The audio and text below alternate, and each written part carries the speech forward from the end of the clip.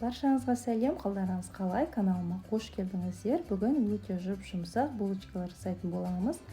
Бұл булочкалардың арасына әртүрлі салмалар дайындап салуға болады. Дәл осы булочкадан гамбургер жасауға болады, немесе арасына ірімшік салмасын салып жасауға да болады. Ең алдымен жылы сүт құямыз, онан соң жылы су, тұз, ашытқы, қант салып араластырып, онан кейін 1-2 ас қасық ұн қосып араластырып, бетін жауып 10 минутқа қоямыз.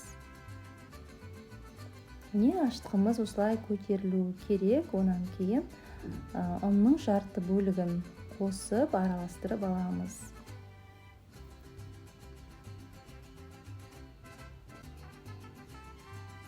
Үстіне 3 ас қасық сұйық май құямыз.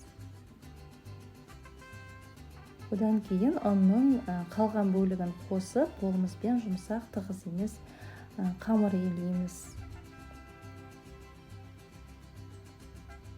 Илеп болғаннан кейін қамырды 1,5-2 сағатқа көтерілуге қоямыз.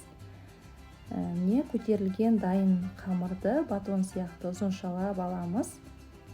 Одан соң қамырдың әр бөлігін бірдей болу үшін 100 грамм етіп өлшеп домалақтап аламыз.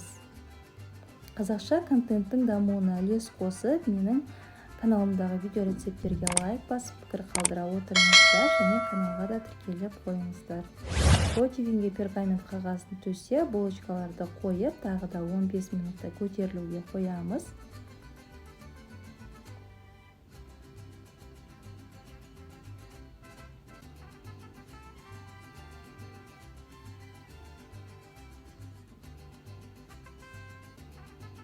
Міне булочкалар әп-әдемі болып көтерілді. Енді осыған жұмыртқаның сарысын жағып, бетіне қалауыңызша кунжут немесе мак себуге болады. Қаламасаңыз сеппесеңіз де болады.